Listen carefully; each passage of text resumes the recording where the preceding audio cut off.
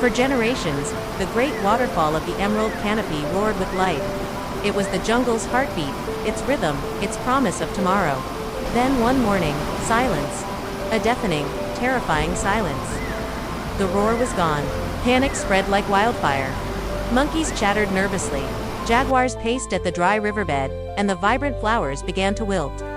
The elders spoke of ancient prophecies, of a wrathful spirit, but none knew the truth. None except a small, anxious red panda named Kavi, while others panicked. Kavi, who usually spent his days hidden in the safety of the bamboo stalks, felt a different kind of fear. It wasn't the fear of the unknown. It was the fear of what he did know. He crept to the edge of the great cliff where the waterfall should have been. Looking down, he saw not a dry, cracked earth, but a basin still holding a sliver of dark, still water. The water hadn't vanished. It was blocked. Somewhere, far up in the sky peaks, the jungle's lifeline had been severed. A knot tightened in his stomach. He was just Kavi, the quiet one, the one who startled at falling leaves. But as he looked at the wilting paradise around him, another feeling stirred within his chest, stronger than his fear: responsibility. He had to do something. Kavi knew he couldn't climb the treacherous sky peaks alone. His quest needed strength, and it needed eyes in the sky.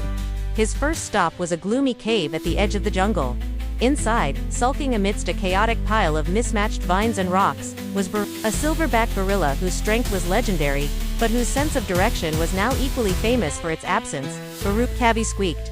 The massive gorilla grunted, not bothering to look up. The waterfall. It stopped. I think it's blocked at the source. I need your help. Baruch finally turned, his eyes weary. The source is in the sky peaks. I can't get you there.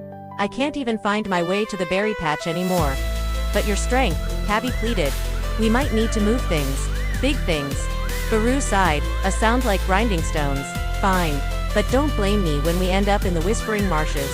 Next, Kavi found Xena, a magnificent hornbill, perched uncomfortably on the lowest branch of a giant banyan tree.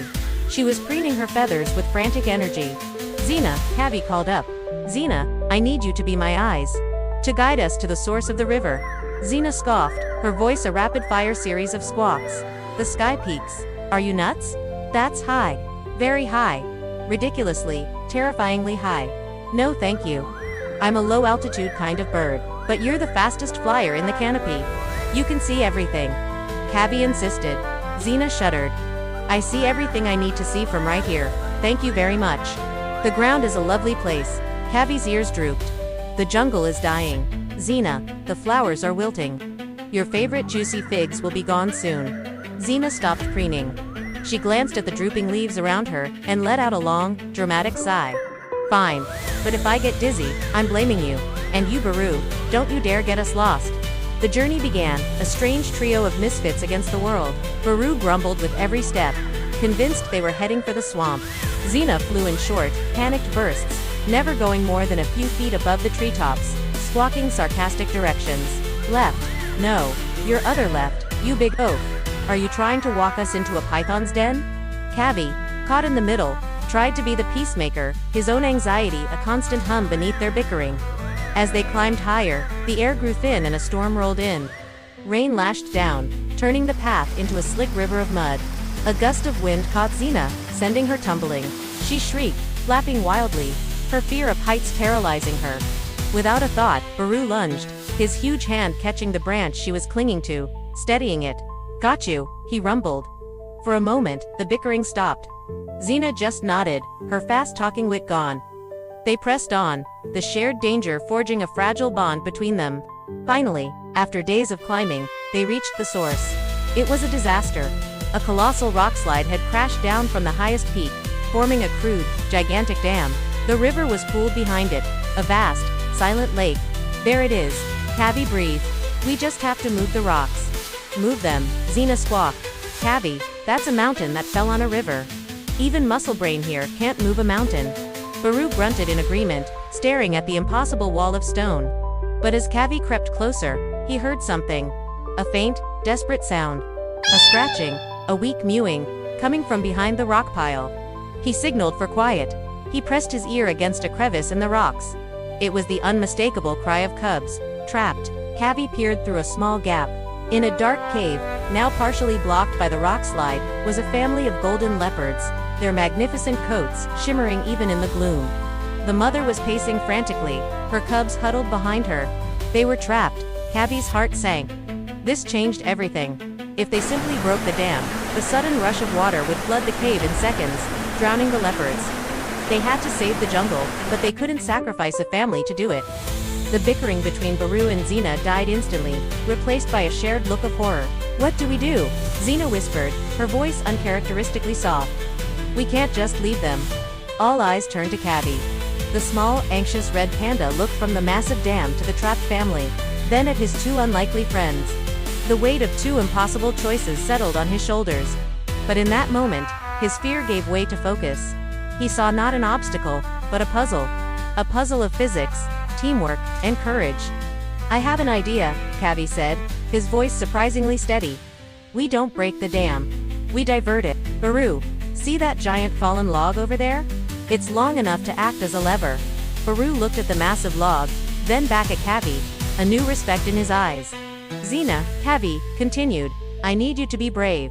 I need you to fly high. Higher than you've ever gone before. When we start to move the water, it will create a small channel first. You need to watch it from above and guide the leopards out through the top of the cave before the main flood comes." Xena looked up at the sky, her wings trembling. She took a deep, shaky breath. "For them," she chirped. "I can do it." The plan was set in motion. Baru wedged the end of the huge log under a key section of the rock slide. He strained, muscles bulging, his feet digging into the earth for grip. Kavi directed him, pointing out the precise pivot point. "A little more to the left, Baru, push." With a groan that echoed through the peaks, Baru put his entire weight into it. Slowly, agonizingly, a large boulder at the base of the dam began to shift. A trickle of water escaped, then another. Xena soared into the sky, climbing higher and higher, her fear forgotten in the urgency of the moment. "I see them," she called down. "The water is rising, but there's a high ledge they can climb to. I'll signal them." She dove toward the cave entrance, calling out in a series of sharp, precise chirps that echoed inside. Below, Kavi and Baru worked in perfect sync. "Now Baru, push with everything you have," Baru roared, a true silverback roar of pure power, and a huge section of the dam gave way. But instead of a chaotic flood, the log directed the main force of the water away from the cave, carving a new channel down the mountain. Just as the torrent was unleashed, Xena's voice cried out in triumph. "They're out. They're on the high ridge. They're safe." The mother leopard stood on the ridge with her cubs, and for a brief moment, her golden eyes met Kavi's. It was a look of silent, profound gratitude. The water thundered past them, roaring back to life, racing down the mountain towards the thirsty jungle below. They returned not as a grumpy gorilla, a sarcastic bird, and an anxious panda, but as a team, as heroes. When the roar of the Great Waterfall returned to the Emerald Canopy, it sounded different. It sounded like hope. It sounded like the quiet courage of a small red panda who taught everyone that true bravery isn't about not being afraid. It's about looking your fear right in the eye, taking a deep breath, and doing what needs to be done anyway. Kavi, the quiet hero, returned to his bamboo, but he wasn't hiding anymore. He was just resting, knowing that even the softest voice can have the loudest roar. Thanks for watching our story. If you enjoyed it, please like and subscribe for more adventures.